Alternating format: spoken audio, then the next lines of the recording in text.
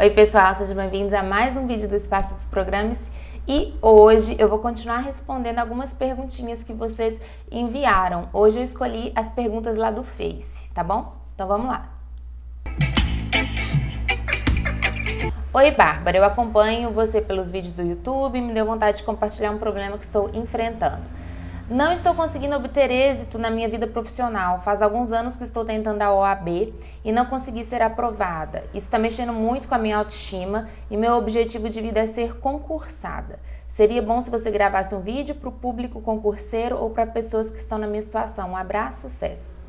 Bom, gente, até ontem mesmo eu estava comentando com uma pessoa sobre uma pessoa que eu conheço que cada vez passa em concursos cada vez melhores, sabe? E nessa altura já deve estar, assim, num concurso que ganha muito, muito bem. E eu, conhecendo essa pessoa, como eu conheci, eu vi que era uma pessoa extremamente calma. Calma. Eu vou estudar, eu tenho aqui meu momento de estudar, depois que eu estudar, eu vou me divertir com alguma coisa, ou jogar futebol, ou jogar videogame, ou fazer qualquer coisa que eu goste. Mas no meu dia eu tenho um horário para o meu estudo e isso é como qualquer coisa na minha vida. Eu tenho um horário para estudar, eu tenho um horário para me divertir. Então, o perfil que eu vejo da pessoa que tem êxito como concurseiro e que passa nos concursos cada vez melhores, consegue ser aprovado, é uma pessoa, sim, disciplinada, mas calma. É uma pessoa principalmente disciplinada no mental. Tudo tem a hora de tudo, né? E eu tô fazendo aquilo ali, eu tô fazendo aquilo ali. Entende? Então é uma disciplina mental que precisa ter, gente. Por quê? Quando você vai fazer uma prova, você tem os conhecimentos daquilo que você estudou na prova, se no momento de você estar estudando, você tá com foco só ali. Então tem coisas que são importantes, por exemplo, ter o seu lugar de estudo, onde ninguém fica entrando e saindo, onde não tem muita barulheira. É importante ter a sua rotina de estudo. Aí você fala assim, Bárbara, eu já tenho isso. Sim, mas quando você está estudando, como é que você está? Você está estudando e deixando entrar os pensamentos de nervoso, de ai meu Deus, isso aqui eu não estou entendendo, ai meu Deus. Você deixa entrar? Ou quando você está estudando, você está só estudando? Gente, se a gente não acostumou a fazer esse trabalho com a gente, enquanto eu tô fazendo tal coisa, eu tô fazendo tal coisa, outra coisa é outra coisa, o que a gente tá acostumado? A fazer 1000 coisas ao mesmo tempo. A gente tá acostumado a abrir muitas janelas mentais ao mesmo tempo. E pra pessoa que quer fazer a prova, o que é simplesmente a prova? No momento do estudo, eu vou estar absorvendo aquele estudo porque eu estou focado. E no momento da prova, eu vou entregar aquele conhecimento que eu absorvi porque eu estou focado. Mas se no momento do estudo eu deixo muita janela mental ficar abrindo, eu fico mexendo no celular, eu saio do foco, na hora da prova não vai ser diferente. Porque eu treinei a minha mente, eu treinei a minha cabeça para ficar abrindo para muita coisa. Prova é foco. É você entregar aquilo que você sabe, né? Então, calma, foco. É claro que além disso podem ter muitas crenças limitantes, né? Do tipo, concurso é muito difícil, ou do tipo, meu Deus do céu, já tentei várias vezes e agora não vai dar mais. Então talvez você que tenha tentado muito, muito, muito, dá uma pausa, não é ficar sem fazer a prova. Você vai continuar fazendo as inscrições normalmente, mas dá uma pausa para você, respira e faz uma reciclagem. Tudo bem, eu já tentei várias vezes não deu certo, não importa. Agora eu tô numa postura diferente. Agora eu tô numa postura que me capacita para passar. Por quê? Porque eu tô estudando, na hora de estudar eu tô focado e eu tô calmo. Então eu vou fazer algumas coisas que me deixem nesse estado antes de estudar. Entende? Se eu precisar tomar um banho para relaxar, se eu precisar correr na pista de Cooper, ali perto de casa, eu vou correr, vou chegar em casa suado e tudo, tomo um banho, eu já estou mais relaxado. Se eu estudo melhor, né? Se eu aprendo melhor, se eu estou mais calmo na parte da manhã, é na parte da manhã que eu vou estudar. A Bárbara vai acordar às 6 horas da manhã? É. Se eu estou mais sereno, mais calmo, é na parte da tarde, porque, gente, para estudar tem que estar calmo, tem que estar sereno. E às vezes, dependendo do seu relógio biológico aí, dependendo do seu tipo, dependendo do horário do seu dia, você tá agitado, entende? Então você tem que estar mais calmo. Perceba tudo isso, o horário que é melhor para você, que você sente mais sereno. Tem gente, que, por exemplo, às 4 da manhã é um horário ideal para estudar. Aí você fala, Bárbara, que loucura, a pessoa tem que dormir. Eu falo assim, não, gente, cada um é um. Por quê? Porque às vezes a pessoa, se ela vai estudar de dia, tem muitas pessoas que para estudar, para trabalhar, de dia ela sente a pressão demais do mundo. Tem muito barulho, igual a minha rua aqui, super barulhenta, tem muita barulheira de carro. Então tem muita gente que acorda, por exemplo, 4 da manhã e tá aquele silêncio. Ela sente que só tem ela no mundo. E aí ela pega a apostila, ela tá com calma. Ela não sente, eu tenho que passar... As narrativas mentais é muito mais difícil de pegar a pessoa às 4 da manhã. Algumas pessoas, entende? Então, no meu caso, por exemplo, atividades que eu faço no meu dia demandam energia. Eu não tenho feito nenhuma atividade que demanda, assim, serenidade. No meu trabalho, eu preciso ter mais energia para fazer o que eu faço. Que é motivar, fazer vídeo, atender pessoas, eu tenho que estar motivada, eu tenho que estar energizada. É diferente de uma pessoa concurseira. A pessoa concurseira tem que estar, serena, porque ela tem que estar focada. O meu caso, eu também preciso estar focada, todo mundo precisa estar focado. Só que eu preciso estar constantemente entregando. É como se eu estivesse fazendo prova o tempo inteiro. Eu tenho que estar entregando, entende? E no momento do estudo você está absorvendo. Então tudo isso é importante, gente. Observe. É um momento que eu tenho que absorver. Eu tenho que estar calmo. Se eu tenho que entregar fazendo uma coisa dinâmica, apresentando um trabalho lá na frente da sala, fazendo uma coisa assim, é um momento que eu tenho que estar com mais energia. Então são momentos distintos. Perceba isso, que isso vai te ajudar, tá bom? Calma, serenidade e sempre trabalhe as suas crenças de que você é capaz. A prova tá ali para que você aplique seus conhecimentos.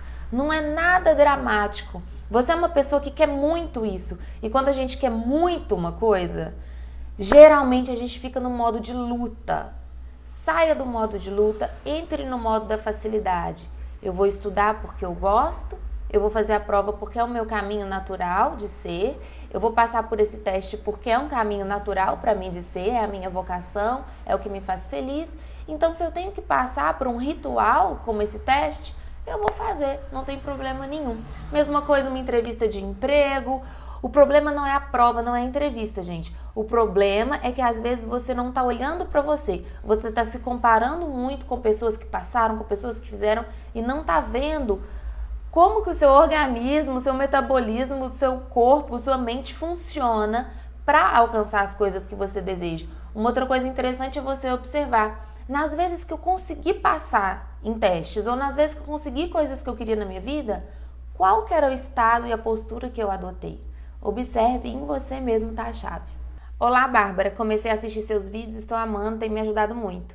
Assisti o vídeo Descubra Seu Ano Pessoal e estou vivendo o ano 1.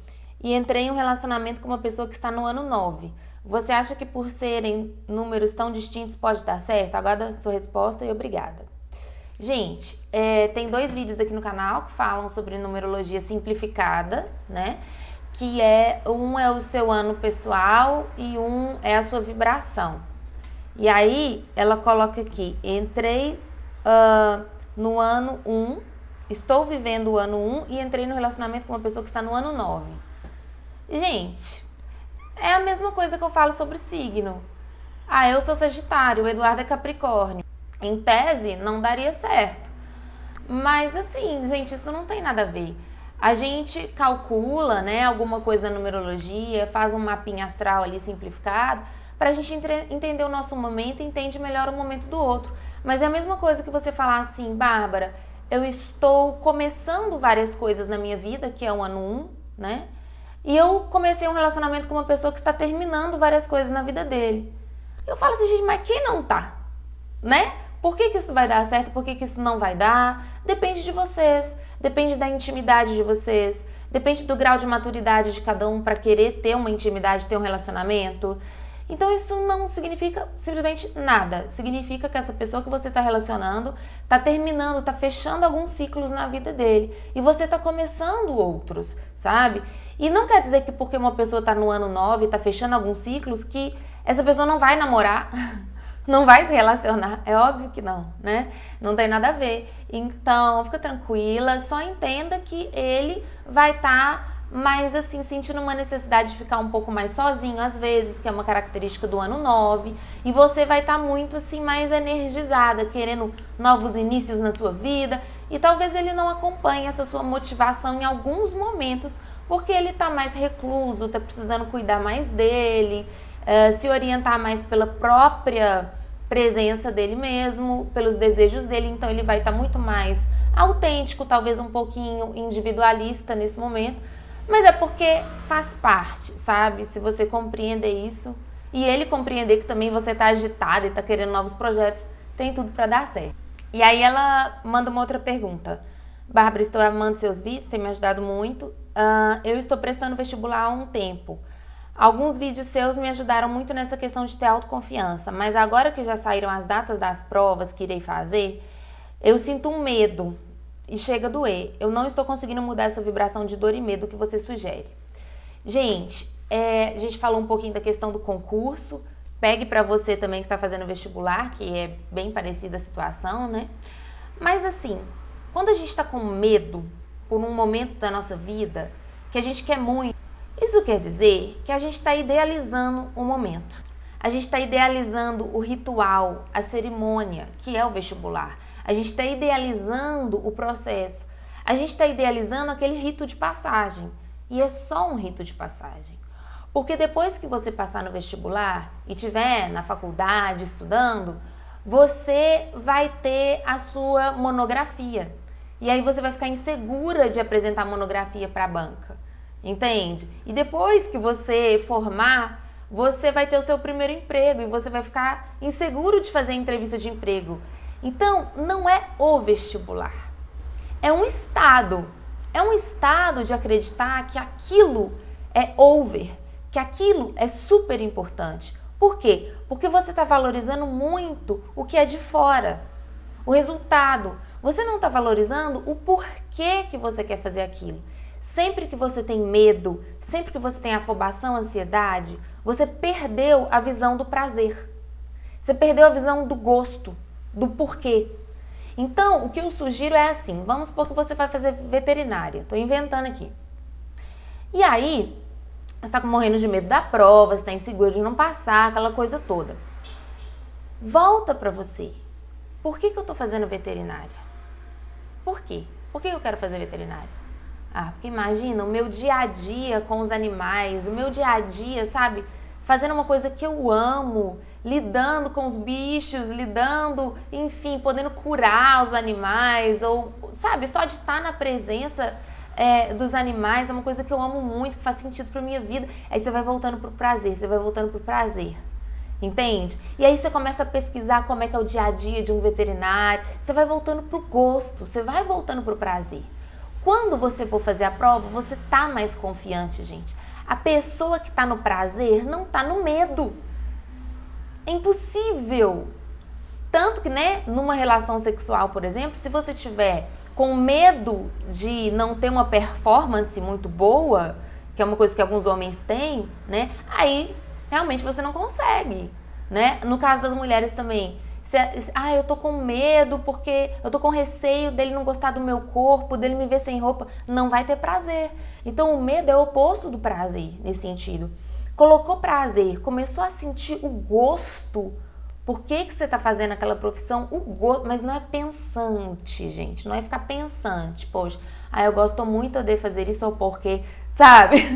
Essa coisa mecânica, não. Volta pra dentro, sente na carne. Eu nasci pra isso. É isso que eu vim fazer. Pronto, já pegou, já tá confiante. Não tem como ter medo se você nasceu pra fazer aquilo, entende? E você vai sentir que você nasceu pra fazer aquilo quanto mais você entrar no prazer. Experimenta isso com tudo na sua vida que você tiver com medo, tiver inseguro. Volta pro prazer, o prazer bloqueia o medo. E o contrário também acontece. Vamos lá, gente. Boa noite. Bárbara, me desculpe o horário, mas me pego em meio de uma crise de ciúmes que não consigo nem dormir. Assisti o vídeo do Eduardo, porém não consigo ter esse autocontrole. Penso em muitas vezes em terminar meu relacionamento, pois não confio mais nele, depois de alguns motivos que ele me deu. Ao mesmo tempo, me vem o medo de se arrepender, só sei que quero paz na minha vida. Não quero perder minhas noites de sono, me questionando se ele está em casa, se está me traindo.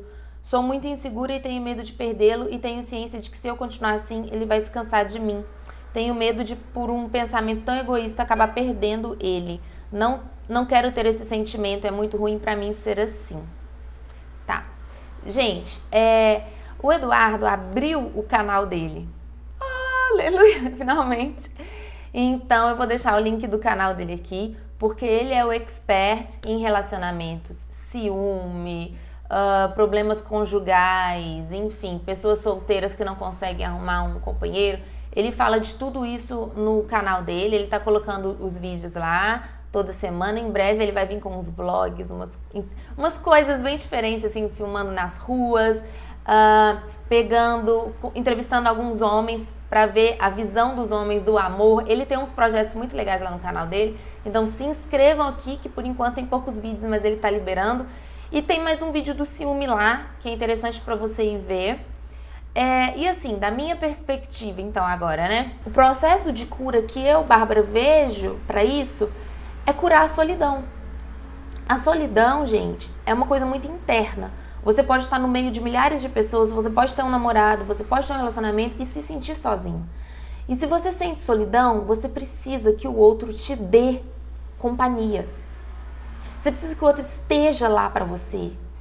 E você precisa certificar que o outro vai ter esse comportamentos compatíveis com o que você precisa. É uma dependência. Então, o que acontece? Você já sabe que isso afasta ele, porque quanto mais a gente quer a coisa, é igual a menina concurseira, a menina do vestibular. Quanto mais você quer a coisa, mais você afasta. Relacionamentos também é assim, a pessoa sente a sua energia de apego, ela afasta, né? Então, o que eu te falo é o seguinte, trabalhe a sua solidão. Quando você estiver sozinha, em casa, sozinha com você, senta pra você, respira fundo, sente o seu corpo. Eu tô aqui pra mim. Bárbara, mas ele é muito importante, ele tem que me dar tal coisa, ele tem que me dar atenção, ele não pode, e se ele me deixar... Calma. Você tá falando dele, mas a ausência que tá gritando é de você. Então senta, eu tô aqui pra mim. Mas eu não sou tão maravilhosa quanto ele. O que eu preciso é o que ele me dá, porque eu não sou tão boa quanto ele. Então senta, respira fundo e calma. Para um pouquinho os pensamentos. Observa você. Observa ele, só observa. Observa uma atriz que você gosta, um ator que você gosta. Começa a observar seus pais, uma amiga. Vai observando as pessoas. São pessoas que você admira. Provavelmente são pessoas que você admira, que vieram na sua mente, né? Por que você admira essas pessoas? Porque elas têm coragem, porque elas são jovens, porque elas podem tudo. São aspectos seus que você está rejeitando.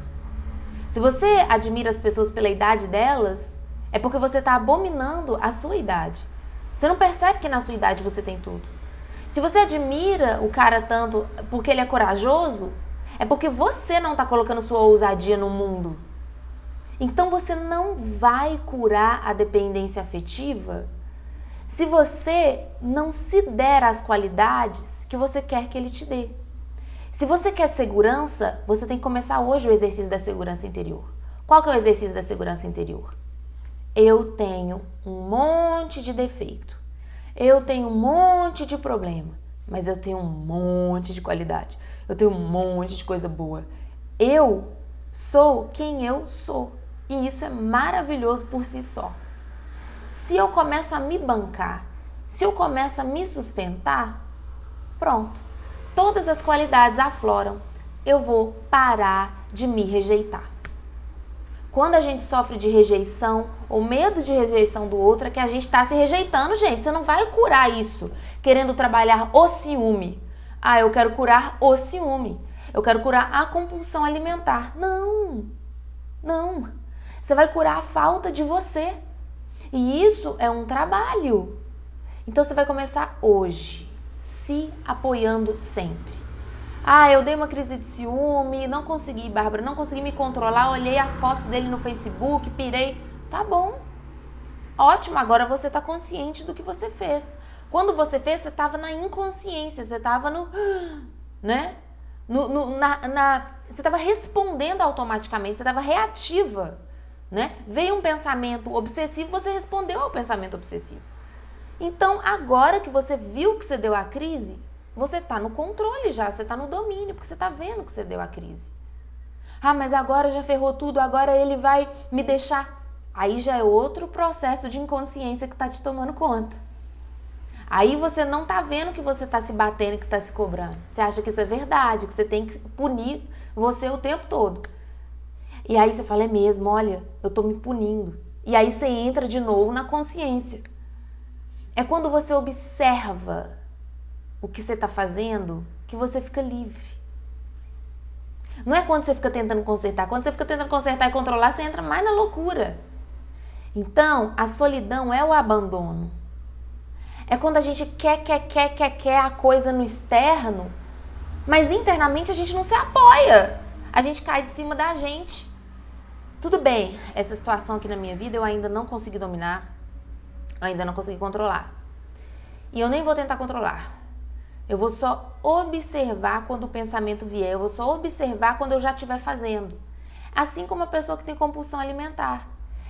Quando ela percebe, ela já comeu o pudim todo. Ela não estava ali quando ela estava comendo pudim, gente. Ela não estava ali. Ela estava em outro lugar. Ela estava in the zone, como se diz. Ela estava em outra zona, em outro lugar.